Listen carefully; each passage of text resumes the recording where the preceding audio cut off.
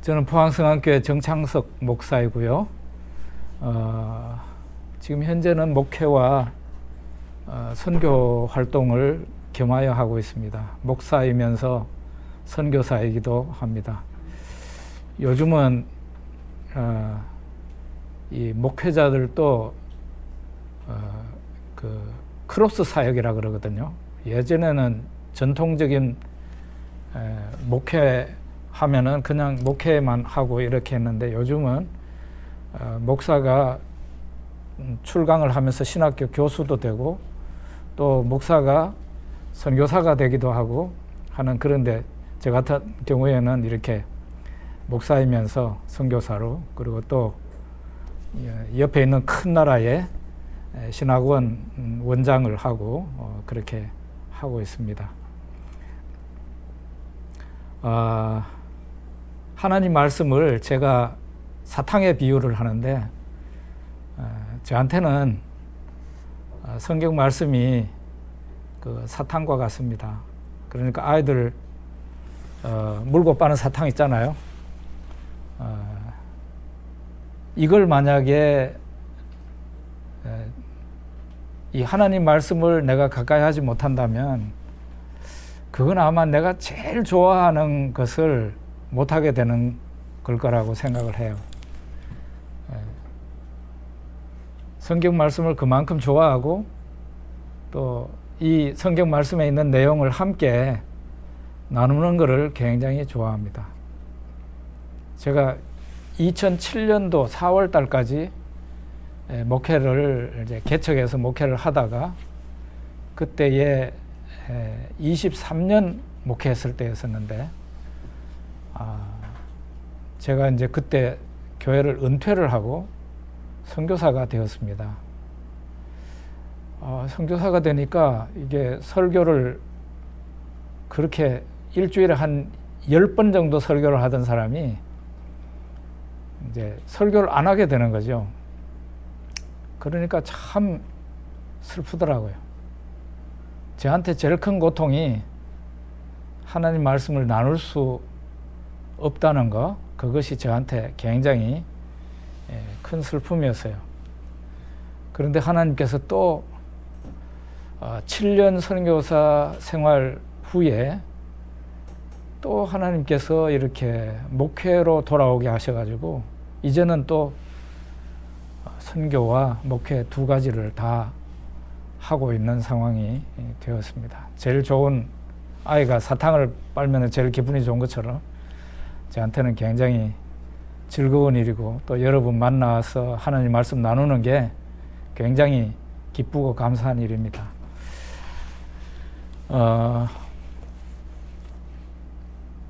요즘은 이렇게 기계도 좋고 또 예배 때 음향시설이 잘 돼 있어서 제일 뒤에 앉아가지고도 아주 똑똑하게 그 목사님 음성을 설교로 들을 수 있잖아요.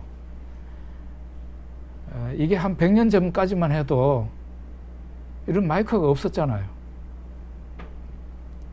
그 사람들은 어떻게 은혜를 받았을까요? 예수님 시대에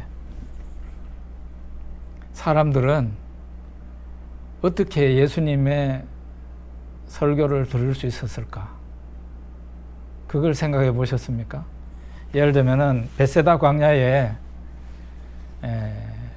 남자 어른만 5,000명이 모였다 했는데, 아마 어린아이들까지 여성들까지 다 포함하면은 한 2만 명 가까이 모였지 않았을까, 그렇게 생각하는데, 그 많은 사람들이 예수님 말씀을 어떻게 들었을까요?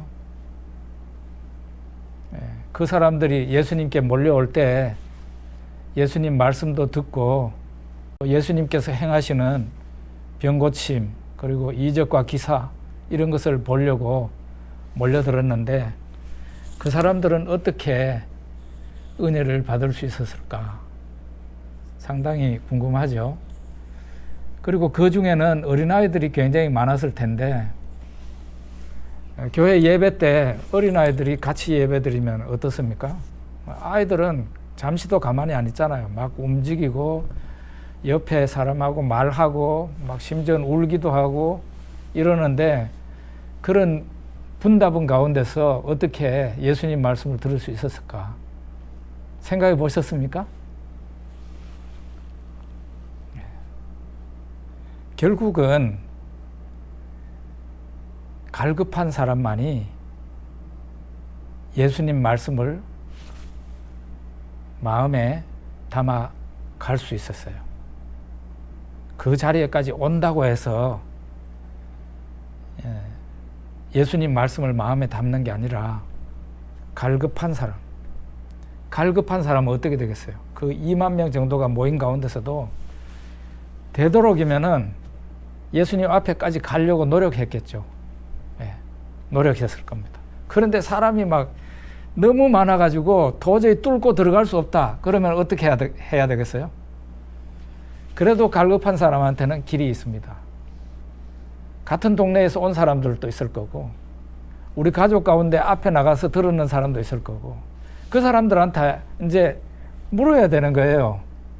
오늘 예수님이 무슨 말씀 하시더냐? 나는 너무 먼 거리에 있어가지고 접근을 못했다. 오늘 예수님 무슨 말씀 하시던데? 하고 물어야 됩니다. 다른 방법 없잖아요. 그죠? 그러면은 내 가족 중에 누구가 예수님 앞에 가까운 거리에서 들었던 사람이 오늘 예수님 말씀이 이런 말씀 하시더라 하고 얘기해 주면 그러냐고. 그렇게 해서 전달 방식으로 은혜를 받았다고 봐야 됩니다. 결국은 어떤 사람이 하나님 말씀을 마음에 담아가지고 갈 수 있었는가? 어떤 사람이 은혜를 받을 수 있었는가? 오직 갈급한 사람이에요. 오직 갈급한 사람.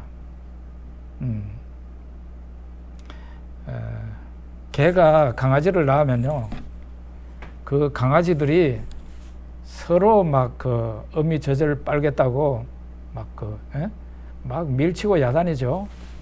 그런 거 보는 것처럼 우리가 갈급한 마음이 있어야 하나님의 은혜를 받고 하나님 말씀을 내 마음에 받아가지고 갈 수 있다. 그럼 요즘은 어떻습니까?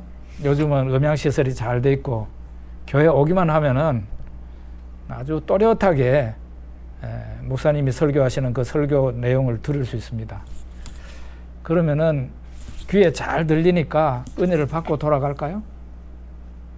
그러니까요. 옛날이나 지금이나 똑같은 게 있는데 결국은 갈급함이에요. 결국은 갈급함입니다. 갈급함이 간절한 사람은 하나님 말씀을 담아가지고 가지만 요즘 이 좋은 시대에 똑똑하게 음성을 들을 수 있어도 갈급하지 않은 사람은 정말로 예배당에 바람만 일으키고 갈 뿐입니다. 그러면 언제 이 은혜 받는 게 결정이 될까요? 이미 집에서부터 은혜 받는 게 결정이 되는 거예요. 토요일 날이 되었을 때 내일은 주일이지. 예배당에 가서 예배 드리면서 은혜 받아야 되겠다. 벌써 토요일 날부터 설레고 주일 날 교회 나올 때부터 은혜 받고자 하는 그 설레임이 있는 사람은 반드시 교회에 와서 은혜를 받고 말씀을 마음에 담아가지고 올 수 있어요. 그런데 우리가 다 경험해보는 바지만 우리의 마음이 별로 답답하지 않고 갈급하지 않을 때는 설레임도 별로 없는 법입니다. 내가 안 가면은 목사님이 실망할 것 같고, 내가 안 가면은 또 뭐 교회 일에 내가 맡은 게 있잖아요. 내가 맡은 걸 안 하면은 또 뭐 교회가 잘 안 돌아갈 것 같으니까 내가 가는 이런 식으로 가가지고는 하나님 말씀을 내 마음에 오지를 않아요. 갈급한 사람한테만 오니까요. 은혜를 내가 받아가지고 올 수가 없어요. 옛날이나 지금이나 똑같은 것은 뭔가 하면 갈급한 사람만이 하나님의 말씀을 가져갈 수 있고 하나님의 은혜를 받을 수 있다는 거예요. 이겁니다.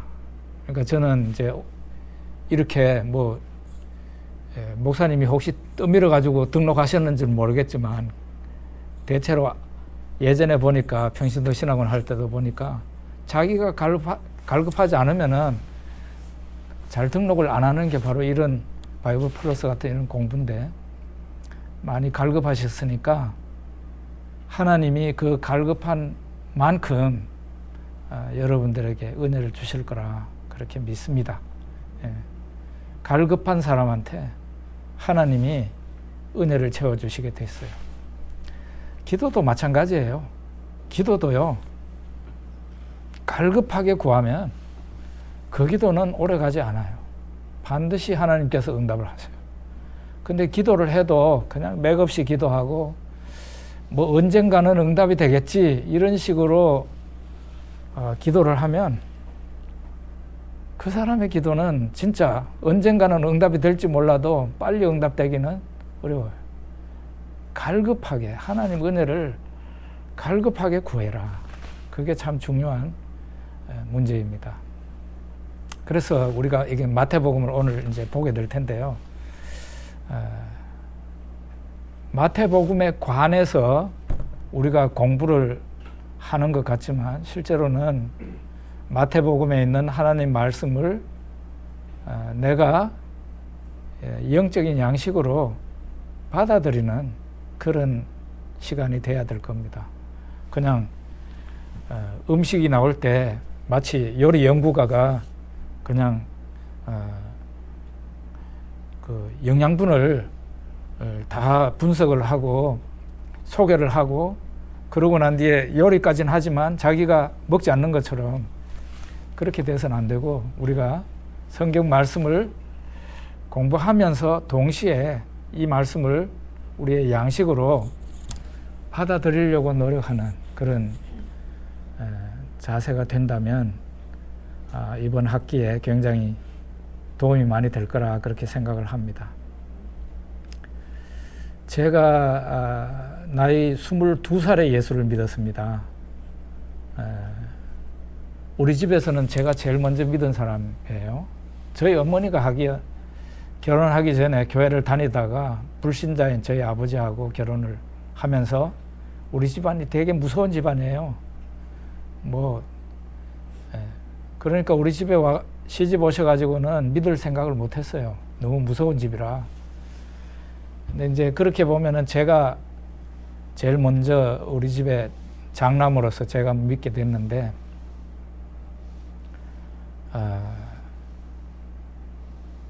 늦게 22살에 예수를 믿고 1년 반 만에, 그러니까 교회 다닌 지 1년 반 만에 신학대학을 들어갔습니다. 세례 받은 지 1년 반이 아니고요. 교회 다닌 지 1년 반 만에 신학대학을 서울 사당동에 있는 총신대학 신학과를 진학을 했습니다. 우리 반에 한 30명 정도의 학생이 있는데 전부 다 목사님 아들, 장로님 아들들이더라고요. 다 보니까 자기가 존경하는 교회 선생님이 있고 신앙적으로 영향을 받은 선생님들이 있더라고요. 근데 저는 있겠어요? 그 나이 돼가지고 늦게 믿어가지고 하나님의 부르심을 받아서 신학대학을 갔으니 없죠.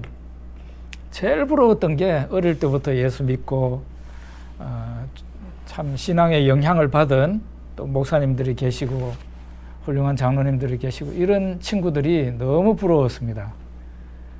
그때 참 신앙이 뜨거워가지고 새벽 기도로도 만족을 못해가지고 저 혼자 밤 10시가 되면은 기숙사에서 제가 방석을 들고 나가가지고 아주 학교 한적한 구석에 가가지고 방석을 깔고 기도를 하고 이랬는데, 제가 기도를 했어요.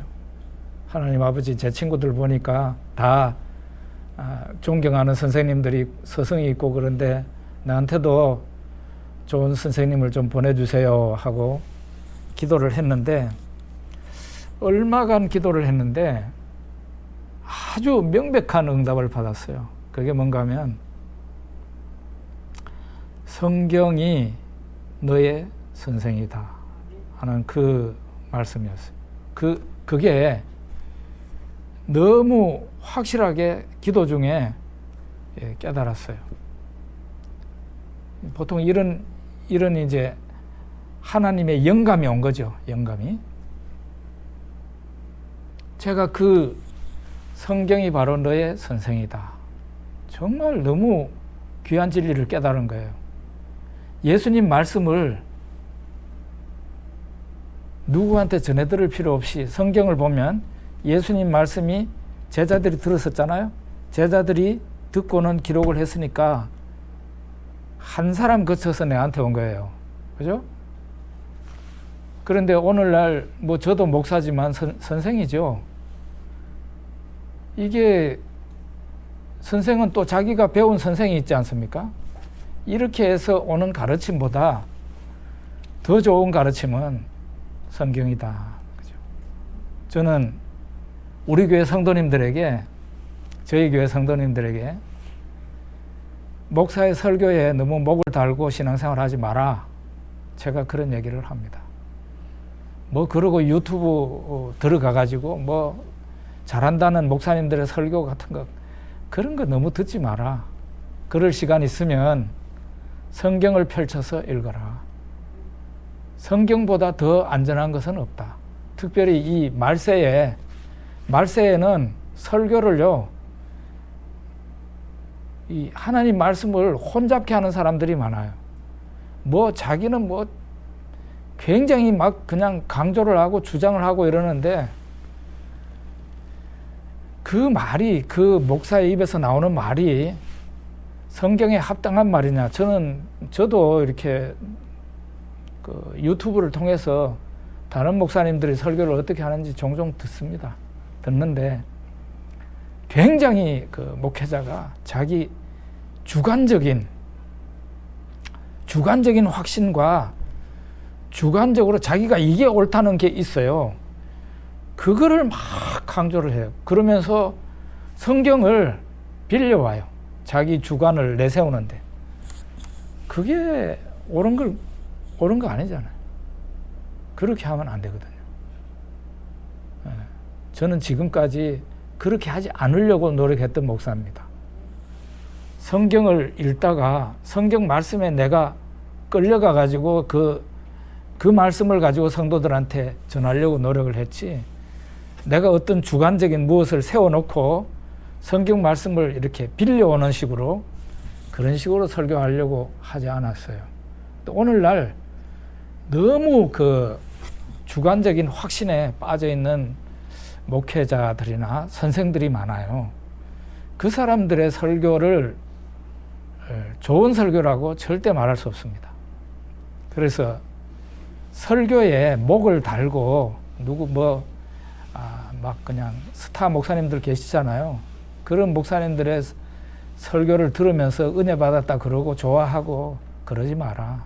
특별히 이 말세에는 정말 믿을 만한 게 성경밖에 없다. 그래서 성경을 되도록 많이 읽고 성경을 최고의 스승으로 생각해서 그렇게 살면은 무사히 하늘나라 들어갈 수 있으니까 그렇게 하는 거예요. 왜냐하면은 저도 목사지만은 목회자들이 요즘 자기가 막 깨달았다고 그러면서 설교하는 게 주관적인 확신에 의해서 그렇게 하는 사람이 너무 많아서 요즘 막 그냥 유튜브 공해입니다. 공해. 그런데 목을 달지 마라. 제가 그런 얘기해요. 내가 목사지만, 내가 또 설교도 하지만 내 설교에 목 달고 그렇게 신앙생활 하지 마십시오. 성경을 열심히 읽으십시오. 그런 얘기를 해요. 그러면서 이제 성도님들이 얼마나 공감을 할지 모르지만 저는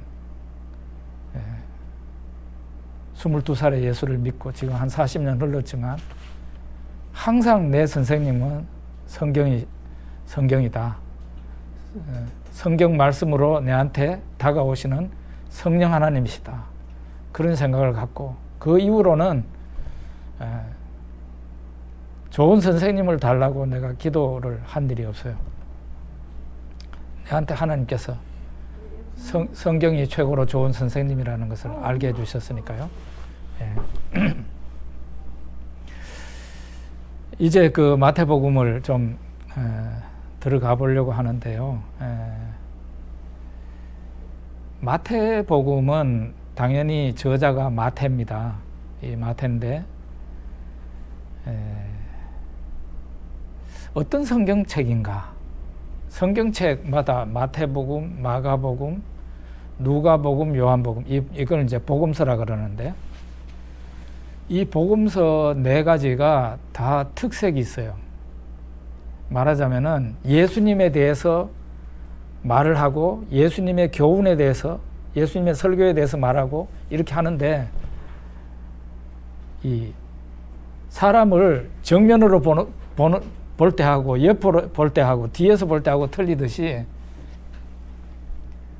예수님을 보는 각도가 약간씩 달라요.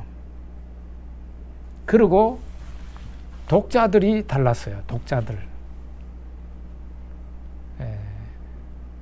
마태복음 같은 경우는 제1독자, 그러니까 마태복음이 쓰여졌을 때 제일 먼저 접한 사람이 누구였을까?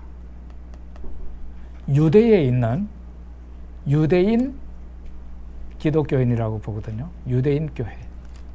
그게 바로 신약 교회의 그 제일 처음 구성원이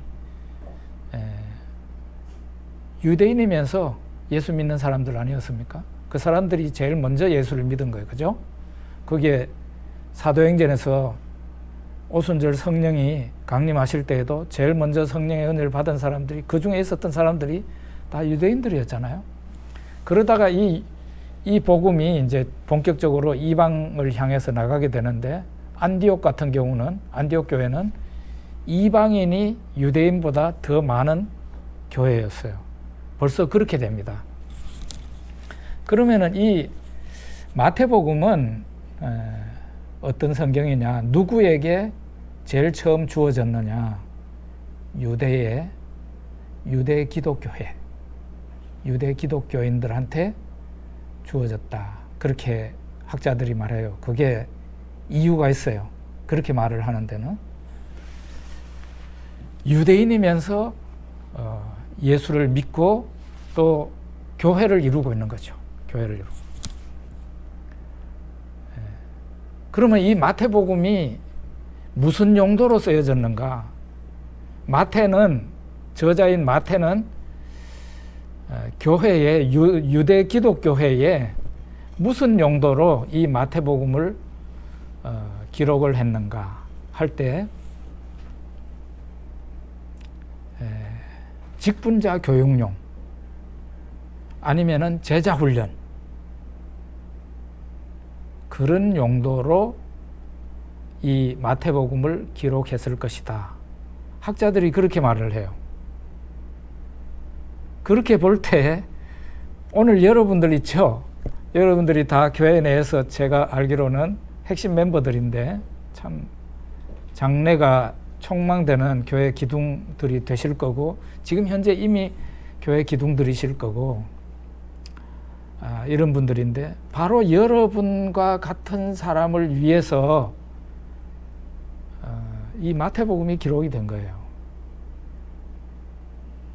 그냥 단순히 예수님을 모르는 사람한테 전해진 성경이 아니고, 교회의 핵심 멤버, 그리고 지도자 그룹을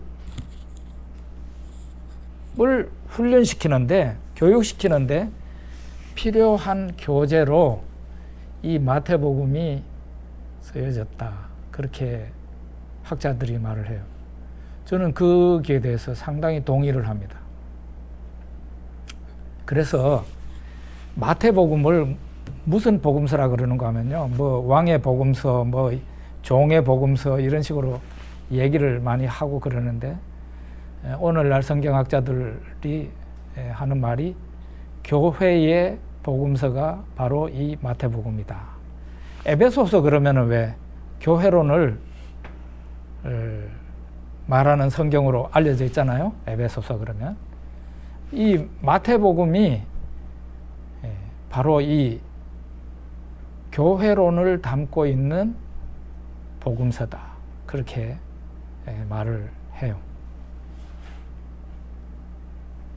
자, 그러면은 직분자 교육용이라 할 수도 있고 제자 훈련용이다. 이 마태복음이 그렇게 말을 할 수가 있을 것 같은데요. 가르치는 내용이 중요할 거 아니에요. 무엇을 제일 먼저 가르쳐야 될 것 같습니까?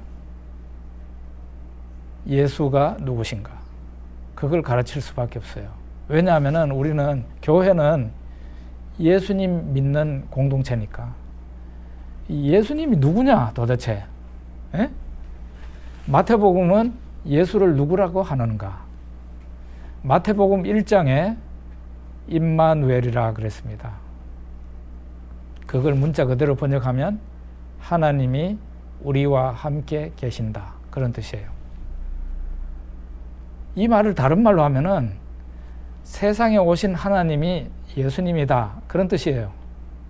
세상에 오신 하나님. 그래서 우리 이 인간 세상에 오셔서 인간과 함께 더불어 있게 되신 분, 하나님이 바로 예수님이다. 그런 얘기예요. 임마누엘이.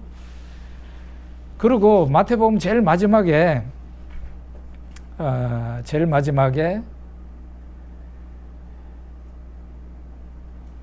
예수님이 지상명령을 하면서 아버지와 아들과 성령의 이름으로 세례를 주고 이런 말씀하시죠. 그 아들이 바로 예수님이죠. 아버지와 성령과 함께 동일선상에서 경배를 받으시고 영광을 받으시고 그 이름이 동일선상에 있는 분이 바로 예수님이다. 그 말은 예수님이 바로 하나님이시다 하는 것을 마태복음이 증거하는 거예요. 마태복음 제일 처음에서 제일 끝에서 예수는 하나님이다. 그렇게 증거하고 있는 겁니다. 그럼 마태복음은 예수를 어떻게 말하는가? 마태는 이 세상에 인간으로 오신 하나님, 그 인간으로 오신 하나님이 어떤 행적을 남기셨는가, 어떻게 사시다가 가셨는가, 그걸 말을 하고, 그 다음에 그분의 입에서 나온 말씀이 어떤 말씀이 있었는가, 그걸 얘기를 하고, 제일 마지막에 제일 사복음서가 다 마찬가지입니다만은 제일 강조하고 제일 힘있게 말하는 부분이 어떤 부분인가? 세상에 오신 하나님이 사람들을 위해서 십자가에서 죽으신 거예요. 예수 십자가를 어떻게 말하는고 하면 하나님의 죽으심으로 말하는 겁니다. 하나님의 죽으심. 이게 그게 가능한 거야? 하나님이 죽을 수 있어? 그렇게 생각하잖아요. 신이 죽을 수 있나? 그런 생각을 보통 사람들이 하잖아요. 신이 인간이 되었을 때는 그 죽음이 가능한 존재로 이 세상에 오신 거예요. 그러나 그는 곧 하나님이셨기 때문에 자기가 목숨을 내놓을 수도 있고 다시 자기 목숨을 찾을 수도 있는 분이시죠. 하나님이시니까. 바로 마태복음도 그렇고 여러 복음서가 뭐 신약 성경 다른 바울 서신도 마찬가지예요. 제일 힘주어서 강조하는 부분이 뭔가? 하나님의 죽으심이다. 그렇게 보는 거죠. 부활은 하나님의 죽으심과 같이 붙어 있는 거예요. 이게 그냥 동떨어진 부활을 따로 말하고 십자가를 따로 말할 수 있는 게 아니라 우리가 하나님의 죽으심을 얘기를 할 때는 부활이라는 것은 십자가와 같이 붙어 있는 동전의 양면과 같은 것이다. 그렇게 말을 할 수 있을 것 같습니다. 오늘 그 마태복음이 어떻게 누구에게 주어졌는가? 이거는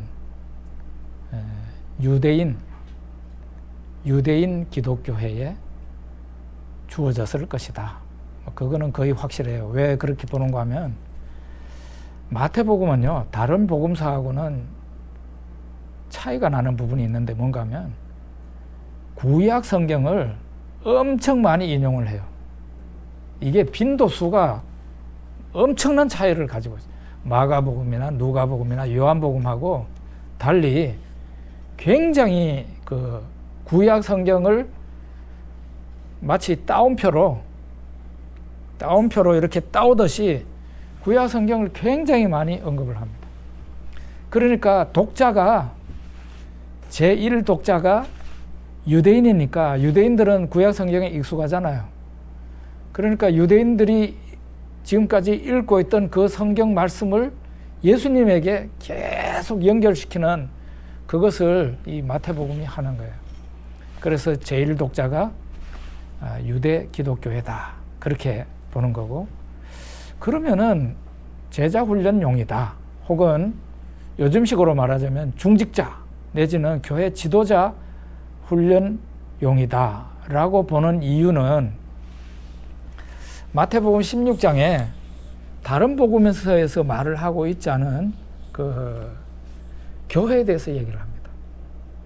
마태복음 16장에 베드로의 신앙 고백이 있고 난 뒤에 내가 이 반석 위에 내 교회를 세우리니 음부의 권세가 당하지 못하리라 하는 그런 부분이라든지, 그 다음에는 특별히 마태복음을 읽어보게 되면 많이 나오는 게 대제사장들과 장로들과 바리새인들과 서기관들의 부정적인 측면이 많이 나와요. 그들의 좋은 거는 사실 한 개도 안 나오고 대제사장, 장로, 요즘 장로, 우리 교회 장로님들하고 좀 다릅니다. 이 성경에 나오는 장로는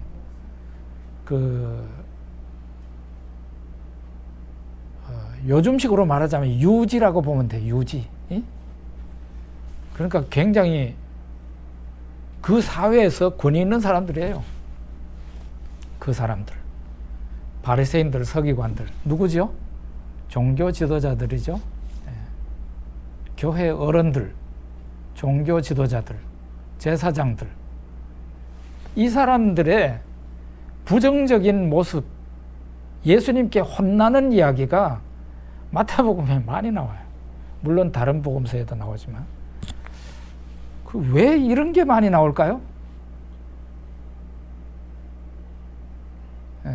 왜 이런 게 많이 나올까요? 그것은 교회 제자훈련용이라 그랬잖아요. 교회에 직분자, 교회 지도자 교육용으로 이 마태복음이 쓰여졌다 그랬잖아요. 이 부정적인 유대 종교 지도자들, 이 사람들은 신약교회하고는 관계가 없는 사람들이지만 어떻든 유대 종교 지도자들이죠. 이 사람들의 안 좋은 모습, 예수님께 혼나는 이야기를 이렇게 많이 마태복음이 기록을 해놨다는 것은 교회 지도자가 될 사람들이나 지금 제자훈련 받는 사람들이나 앞으로 지금 현재 지도자가 된 사람이나 이걸 보면은 뜨끔하죠. 이야, 종교 지도자가 예수님이 탄생했다는데 그거 가보지도 안 하고 일반 백성들, 창녀, 세리들도 너희들보다는 하늘나라 먼저 들어간다. 예수님이 이렇게 말씀하잖아요. 그죠? 야, 신자들이 존경하는 사람들인데 이렇게 혼날 수 있나? 이런 부분을 보면서 지금 교회 중직자가 된 사람이나 앞으로 지도자가 될 사람들이나 제자 훈련을 받고 있는 사람들이 이야, 내가 정말 조심해야 된다. 나도 까딱 잘못하면 이렇게 예수님께 혼나는 지도자가 될 수도 있다. 내가 말이지, 왜 예수를 믿느냐?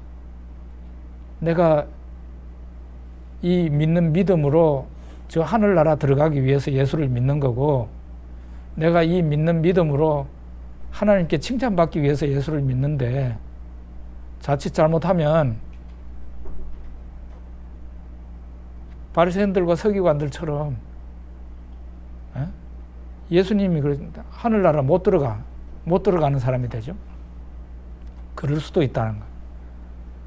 그 다음에는 외식하는 서기관들과 바리새인들이야 그러면서 그 껍데기는 그럴듯하지만 실제로는 그 내부는 변화되지 않은 그런 신앙인의 모습으로 살아가다가 예수님께 하늘나라에서 제외가 되고 하나님께로부터도 화를 입는 그런 사람이 될 수도 있겠구나. 그런 경종을 울려주는 거예요. 마태복음이 교회 복음서라는 이야기는 이렇게 특별히 마태복음 그 2장에서부터 보면요, 동방박사들이 왔을 때부터 쭉 보면은 참 너무 놀랍게도 교회 지도자들이 부정적인 모습을 많이 가진 게 마태복음에서 쫙 나타나요. 제일 마지막에 예수님을 십자가에 죽도록 한 인물들도 그 사람들이에요. 그러니까 교회 지도자가 된다는 것은 얼마나 두렵고 떨리는 일인가, 그것을 우리가 알아야 되는 거고, 그 다음에는 예수님의 제자가 된다는 게 뭐냐, 그게 교회의 핵심 멤버가 된다는 것도 아니고 교회 지도자가 된다는 것도 아니고 예수님의 교훈을 그대로 받아가지고 예수님 말씀대로 그대로 받아서 믿고 실천하는 사람이 예수님의 신실한 제자다 하는 것을 우리들에게 이 마태복음이 보여주는 겁니다. 그런 각도로 마태복음을 쭉 읽어보게 되면 아마 제가 마태복음을 읽고 또 연구하면서 감탄을 많이 했는데요. 여러분도 아마 참 마태복음이 너무너무 귀하고 좋은 성경 말씀이다 그런 것을 많이 이제 느끼게 되실 겁니다.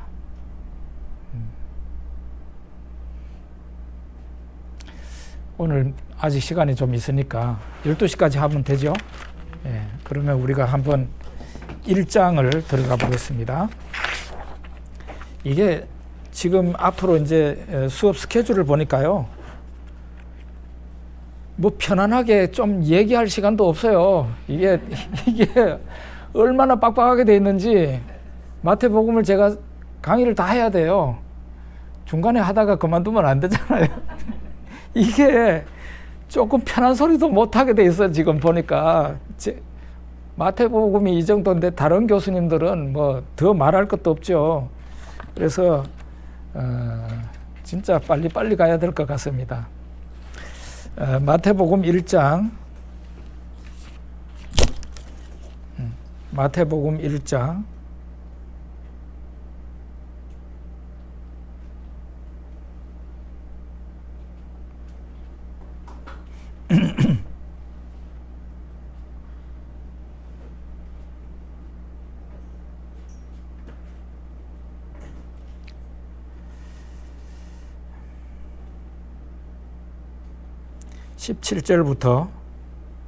18절부터 마지막 25절까지 우리 같이 한번 읽어봅시다.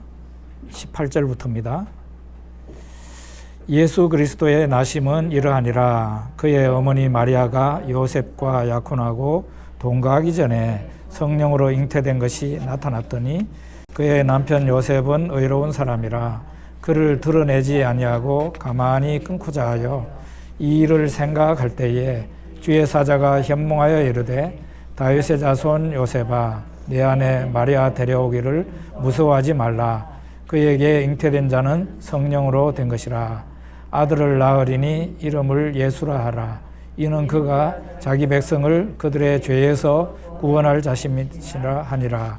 이 모든 일이 된 것은 주께서 선지자로 하신 말씀을 이루려 하심이니 이르시되 보라 처녀가 잉태하여 아들을 낳을 것이요 그의 이름은 임마누엘이라 하리라 하셨으니 이를 번역한즉 하나님이 우리와 함께 계시다 함이라.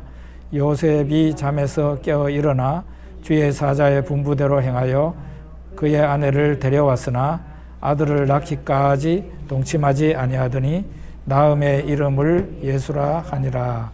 아멘. 예수님 족보가 이렇게 제일 먼저 나왔어요. 제가 예수 믿으면서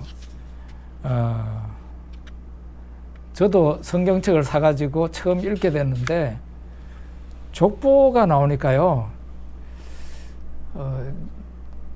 야, 이게 예수 믿는 사람들이 다 성경을 하나님 말씀이라고 그러던데 하나님 말씀이 맞아 하는 생각이 들더라고요. 족보를 보면서. 뭐 이런 책이 다 있나 이런 생각이 들더라고요. 하나님이 하늘에서 들려주는 음성을 뭐 받아 적었다든지 이런 게 처음에 나와야지 무슨 이런 생뚱맞게 족보가 나오나 그런 생각을 했어요. 참 정말 성경이 재미있는 책이라는 게 바로 이런 건데요. 성경에 여기뿐만 아니고 족보가 많이 나와요. 제일 긴 족보가 어디 있죠? 제일 긴 족보가 역대상에 있습니다. 거기는 아담부터 시작하면 쫙 나옵니다. 예. 아이고, 그 뭐 한 10장 정도를 족보를 계보를 계속 읽어 나가야 돼요. 이 족보가 나오는 부분을 보면은 역사의 전환점입니다. 구시대가 끝나고 신시대가 도래했다는 것을 이 족보로서 보여주고 있는 거예요. 누가 누구를 낳고 누구가 누구를 낳고 이렇게 쓰여져 있는데 그게 뭔가 하면은 사람 이름이 이렇게 언급이 된다는 것은 그 사람 이름 안에는 그 사람의 태어남과 죽음, 그 사람의 인생이 다 담겨 있는 거예요. 그 이름만 언급하고 지나간 거는 그 사람의 일생을 언급을 못하고 지나가는 거죠. 빨리 지나가야 되니까. 아브라함, 다윗, 그냥 그렇지만은 우리는 알잖아요, 그죠? 아브라함이 어떤 인생을 살았는지, 다윗이 어떤 인생을 살았는지 다 압니다. 그러니까 이 족보라는 것은 옛 시대가 지나갔다는 거죠. 이전 시대가 지나가고 새로운 새 시대가 도래했다. 새 시대가 열렸다 하는 것을 족보로서 표시를 하는 거예요. 그리고 이 족보는 지나간 시대를 정리하는 의미가 있어요. 정리하는 의미. 그리고 족보의 끝에는 누구가 나옵니까? 새로운 시대를 여는 사람이 마지막으로 나와요. 여기에서는 뭐라고 그럽니까? 예수. 그죠? 지나간 시대의 사람들을 이름만 아브라함부터 해가지고 이름만 쭉 언급을 합니다. 그리고 제일 마지막에 족보 제일 끝에 언급되어 있는 분이 예수예요. 그 제일 끝에 언급되어 있는 그 예수로 말미암아 새로운 시대가 열리게 된다는 것을 우리들에게 가르쳐주고 있는 겁니다. 그런데 여기에 우리말 성경에는 아브라함과 다윗의 자손 예수 그리스도의 세계라 이런 식으로 되어 있는데 계보라 이렇게 되어 있는데 성경 원문에는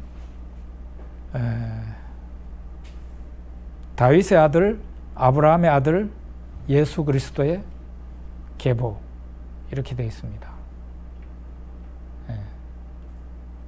이 자손이라는 아들이라는 말은 원문으로 자손이라는 말, 후손이라는 말로도 번역이 가능해요. 그러니까 아브라함이 앞에 나오지 않고 다윗의 아들, 아브라함의 아들, 예수 그리스도의 족보 이렇게 나오는 거예요. 그 누구 이름이 먼저 나왔어요? 다윗이라는 사람의 이름이 먼저 나왔어요. 이것은 다분히 의도적이에요. 다윗보다는 1000년 전의 사람이 아브라함인데, 아브라함은 BC 2000년경의 사람입니다. 그리고 다윗은 BC 1000년경의 사람이고, 예수님은 그 1000년 후에 오신 분이고. 근데 예수님의 족보를 얘기를 할 때 그 제일 윗대를 먼저 말을 하지 않고 다윗의 이름을 먼저 말한다는 것은 굉장히 의도적으로 마태가 그렇게 썼다는 거예요. 그게 뭔가 하면은 예수 그리스도께서 다윗의 자손으로 오셨다는 것을 알리기 위해서. 다윗의 자손은 또 무엇의 별칭인가 하면 메시아의 별칭이에요. 그 당시 예수님 당시에 메시아를 다윗의 자손으로 생각을 했어요. 그래서 다윗의 자손 그러면은 곧 메시아예요. 그것을 의도적으로 이 마태가 기록을 한 거라는 거죠. 저는 여러분은 여기에서 무엇을 이렇게 제일 먼저 보고 느끼게 됩니까? 하나님이 이 세상에 오셨는데 사람으로 오셨어요. 하나님이 사람이 되어서 오신 거라고요.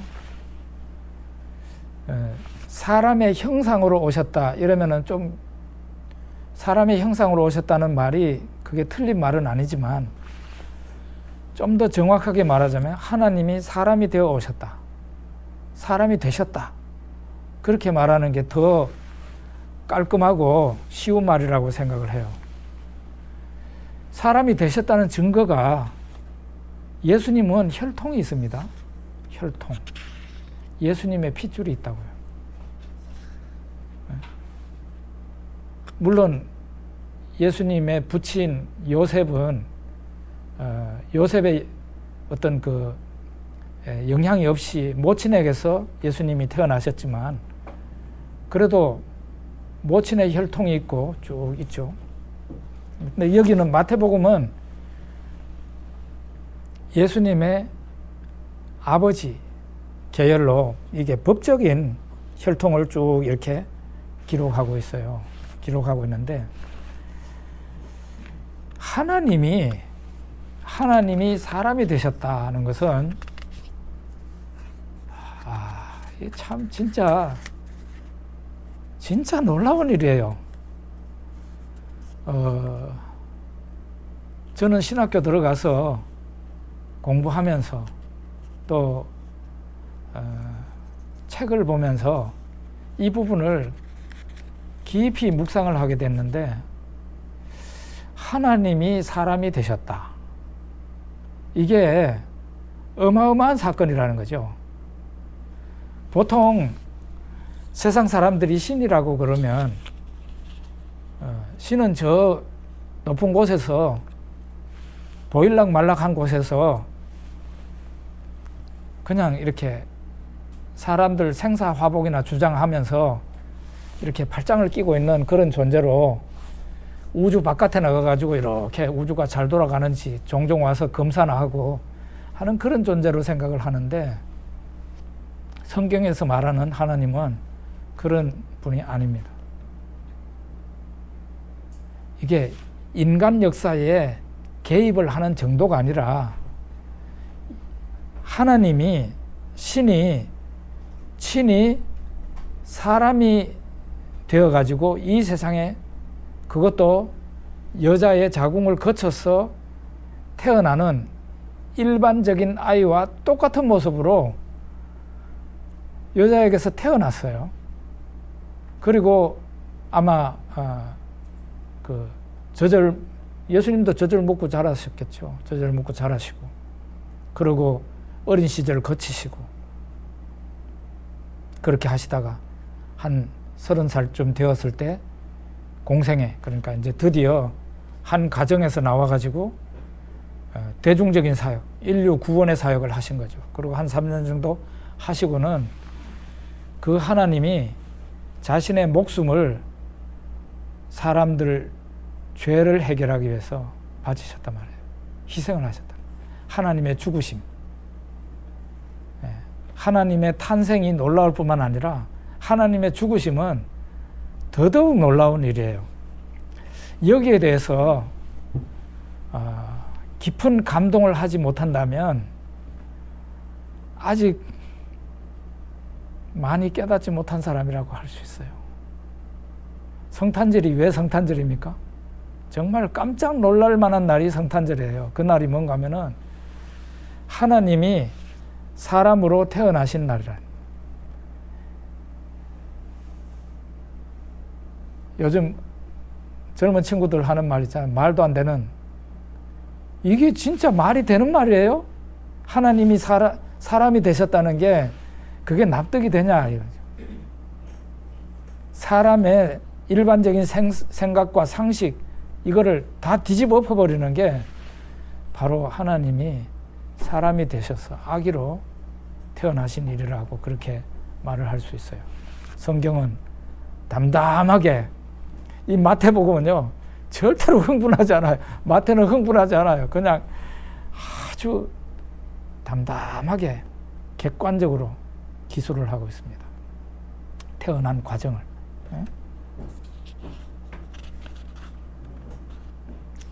하나님이 사람이 되셨다면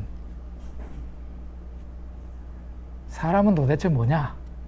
그런 생각을 할 수 있어요. 사람이 얼마나 귀중한 존재였으면 하나님이 사람이 되셨을까? 그거를 생각을 해볼 필요가 있어요. 우리가 생각하는 인간의 가치보다 100배, 1000배, 10,000배 소중하고 존귀한 존재가 바로 사람입니다. 그렇지 않았으면 하나님께서 친히 사람이 되셔서 이 세상에 오셨겠나 이거죠. 사람이 아무리 불쌍하다 하더라도 그 사람을 위해서 구원하고자 친히 하나님이 사람이 되고자 하셨겠냐 이 말이죠. 요즘 사람들이 생각하는 사람의 가치는 어떨 때는 강아지보다 못합니다. 강아지보다. 사람들이 막 강아지 학대하는 거 보면은 화를 내는데 태중의 아기가 사람 손에 의해서 낙태가 되고 죽는 과정에서는 사람들이 눈도 끔찍 안 하잖아요. 얼마나 귀중한 존재인데.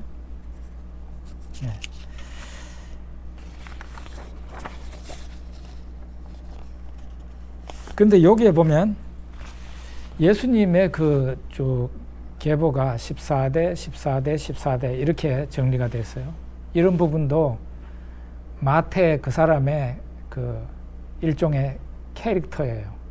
마태는 세관에서 사물을 보던 사람이에요. 그래서 상당히 이 사람은 머리가 수학적으로 돌아가는 사람이에요. 정리를 잘하는 사람. 그러니까 계보도 이렇게 보면은 구약 유대 왕들 가운데 생략된 왕들이 있어요. 실제로는 왕인데 이 명단에서 빼버린 사람들이 있어요. 빼버리고 14대, 14대, 14대로 그렇게 정리를 한 것을 보게 됩니다. 그 다음에 하나 또 보게 되는 거는 예수님의 계보가 생각보다 우중충하고 너저분하다. 이게 또 걸레 같다. 예? 우리가 저기 예수님 제자면 예수님에 대해서 좀 말하려면은 예수님을 좀 미화하든지 아니면은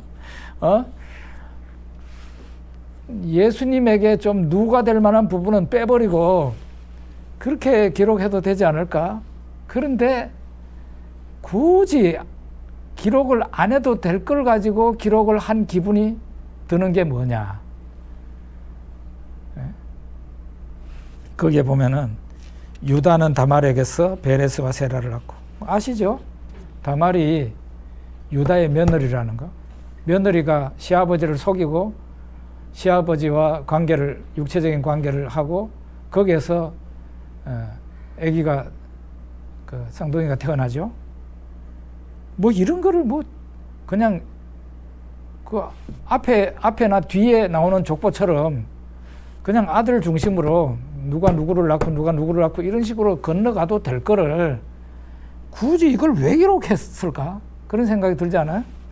그 다음에 살몬은 라합에게서 보아스를 낳고, 라합은 여리고성의 기생 라합이죠.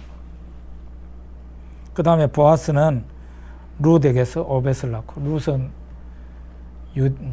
말하자면 이스라엘 여자가 아니라 모압 여자였습니다. 다윗은 우리아의 아내에게서, 여기도 보면 재밌어요. 이거는 다윗이 직접 보면 되게 기분 나쁠 일이야. 우리아는 전쟁터에서 죽었고, 이제 바세바를 다윗이 오랫동안 데리고 살고, 그 다음에 바세바의 아들이 솔로몬이잖아요. 그러면은 적당히 하고 그냥 다윗이 솔로몬을 낳고 이런 식으로 건너가도 될 거를 굳이 여기에는 또 우리아의 아내라고 돼 있어요. 예? 다윗이 바세바와의 관계에서 솔로몬을 낳았다 이런 식으로 해도 좋은데 성경은 특히 이 저자 마태는 뭐라고 기록을 하고 있습니까? 우리아의 아내랍니다. 바세바가 다윗의 아내가 아니고 우리아의 아내래요. 왜 이렇게 기록을 했을까? 성경을 보면서 왜라는 질문을 많이 던져보면 정말 진리를 많이 캐낼 수 있습니다. 너저분하다는 것은 하나님께서 이 세상에 사람이 되어서 오셨을 때 이런 너저분한 사람들 속에서 같이 있었고, 그 다음에 하나님이 오셨을 때 그 혈통조차도 얼룩덜룩했다는 거죠. 그리고 순수 유대인 혈통도 아니다. 유대인들은 혈통을 굉장히 중요하게 생각하는 사람들인데 이런 걸 기록한 것은 저 윗대를 보세요. 이방 사람들이 막 들어와 있잖아요. 다윗의 왕가에. 우리 그런 사람들입니다 하는 것을 보여주는 거죠. 죄인들이고 사회에서도 지탄을 받을 그런 행동을 한 사람들이고 그렇다는 거예요. 그렇지만 분명한 것은 다윗의 자손으로 오셨다는 거예요. 예? 다윗의 자손으로 오셨다. 요 나머지 부분은 이제 다음번에 왔을 때 제가 강의하도록 하겠습니다. 야, 이거 하면서 좀 질문도 받고 그래야 되는데, 이게 마태복음 제 강의에 이제 여기 줌으로도 강의 들으시는 분들도 한 석 달 정도를 단톡방을 하나 만들면 어떨까요? 단톡방 만들어서 석 달 정도 지나고 난 뒤에는 우리 다 그 방에서 나가도록 하는 방식으로 올리면 무슨 질문이 있다든가 그러면 거기에 올려도 되고, 또 그렇게 해서 공부활동 동안에 좀 최대 효과를 얻도록 하기 위해서 단톡방을 하나 만들었으면 좋겠어요. 누구 한 분이 만드시죠? 그래서 초청하면 되니까요. 한 분이 방장이 되셔서 한번 만들어. 아, 그렇습니까? 사모님 마태복음 방 주간반 하나 좀 만들어 주십시오. 그러면은 이렇게 거기에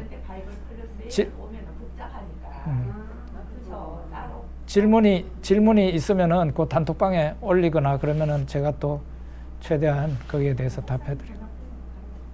예. 목사님 전문도 알아야지. 목사님이 들어오셔야지. 아, 그럼요. 제가 들어가죠, 제가. 그래요. 우리 이거 뭐 진짜 편한 얘기도 못하고 농담도 못하고 너무 이렇게 빡빡한 그런 강의를 해야 되는데, 우리 단톡방 하나 만들어서 해결을 하도록 하죠. 오늘 간단히 질문하실 분 없죠? 여기 목소리 부부가 예. 하나님 나라의 복음이라는 그 책이 예, 있습니다. 있어서 그건 책을 읽어야 돼요. 예. 제가 그 단톡방에 올릴게요. 단톡방에. 되도록이면은 쉽게 읽을 수 있는 걸로 제가 정했습니다. 한 서너 시간 읽으면은 아마 다 읽으시지 싶고, 또 번역이 굉장히 쉽게 잘 돼 있어가지고 도움이 많이 될 것 같습니다. 제가 요거를 한 이유는 아무래도 마태복음 이해에 도움이 되지 않겠나 하는 그런 생각이 들어서 거기 하나님 나라의 복음, 조지 엘던 레드, 굉장히 유명한 책이에요. 이 유명한 책 별로 두껍지 않습니다. 꼭 사서 읽으시면은, 되도록이면은 만점 드리려고 노력하겠습니다. 저 원래 출석도 안 부르는 사람인데 여기는 꼭 불러야 된다고 그래가지고 부르긴 하는데, 되도록이면은 좋은 성적 드리도록 하겠습니다. 다른 질문 있습니까? 없으면 우리 기도하겠습니다. 아버지 하나님 감사합니다. 우리가 코로나로 인해서 힘든 시기에 이렇게 바이블 플러스가 개교를 하고 함께 만나 이렇게 노예 안에 있는 형제 자매님들 함께 모여서 성경을 공부하고 신학을 공부하게 해주심을 감사합니다. 갈급한 사람이 은혜를 받아 갈 수 있습니다. 우리 하나님, 여기에 갈급한 심령들이 모였습니다. 꼭 흡족하게 채워주시고 복 내려주시고 하나님의 은혜로 인해서 감사하며 기뻐하며 영광 돌리며 또 이 은혜를 많은 사람들과 함께 나눌 수 있도록 하나님 축복하여 주시옵소서. 예수님 이름으로 기도드립니다. 아멘.